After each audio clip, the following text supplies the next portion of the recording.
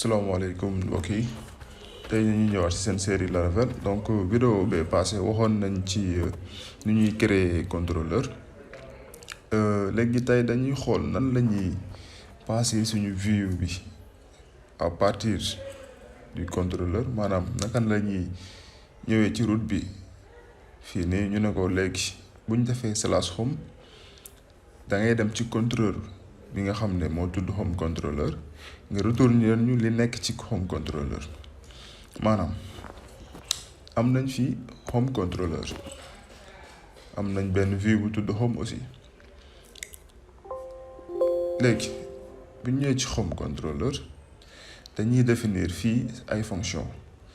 ndax lu tax mënuñoo retourner à chaque fois suñ view bi à partir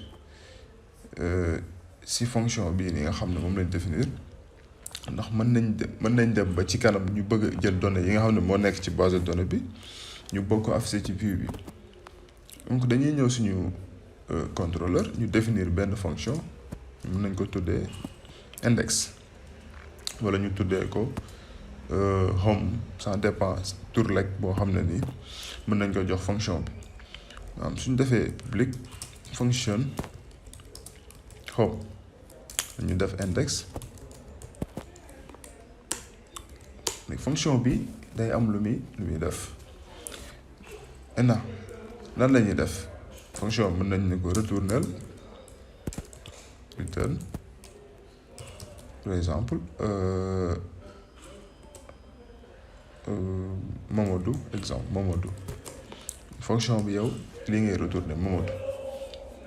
léegi bu ñu ñëwee ci web bi au lieu ñun ñu naan route bi léegi suñ la defee / home afficher ñu view bi nga xam ne nii moo tudd home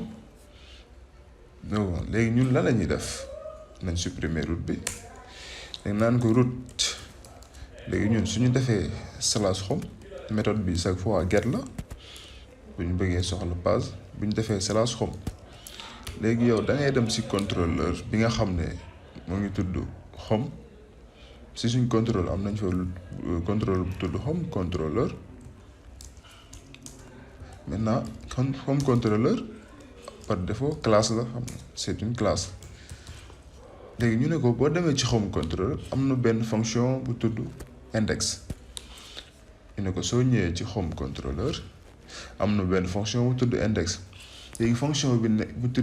nga xam ne moom moo tudd index moom ngay woo directement léegi ñu daal di ñëw fii ñu ne ko léegi jox ñu fonction bi nga xam ne moo tudd index nii lañ koy defee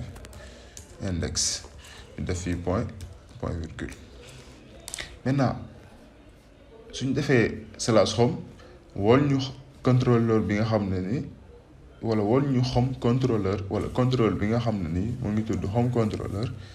ci home contrôleur boobu am na benn fonction bu fa nekk léegi wol ñu fonction boobu ñun bu ñu ñëwee ci home contrôleur ñoo ngi définir fonction boobu mooy index ñu ne fonction bi yow retournel lan Mamadou kon nañ ñëw fi ci suñ navigateur léegi ñu def / home ñu xool lu ñu jox ñu def / home bu ñu defee / home moo ñu retourner Mamadou maanaam lu tax ñu def fii nii Mamadou ñun bëgguñoo retourner fii Mamadou bëgguñu retourner tamit code HTML par exemple ñu ne ko H1 bonjour contrôleur exemple bonjour contrôleur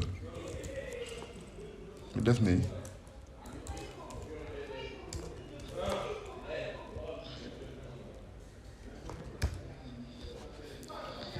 point virgule ok et ñu ñëw ñu actualiser ñooy gis que ne appliqué woon style bi mais ñun fii bu ñu fee bind code HTML loolu c'est impossible léegi nag ñun lan la ñuy def lu gën a gaaw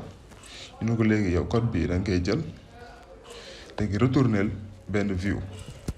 tudd home léegi retournel benn view bu tudd home léegi ñun yow comme au lieu ñuy jël code HTML bi di ko bind fii nii day ñaaw léegi lu ñuy def dañuy dem ci suñu view bi nga xam ne moom la ñu retourné muy home ñu ñëw home ñu ne ko ok home léegi yow code bii nii lañ bëgg nga afficher ñu ko wala lii mooy sa contenu ba amul point virgule donc xaaral ma def nii moo gën a leer donc vu que page HTML la ok ñu ñëw fii si home bi ñu ne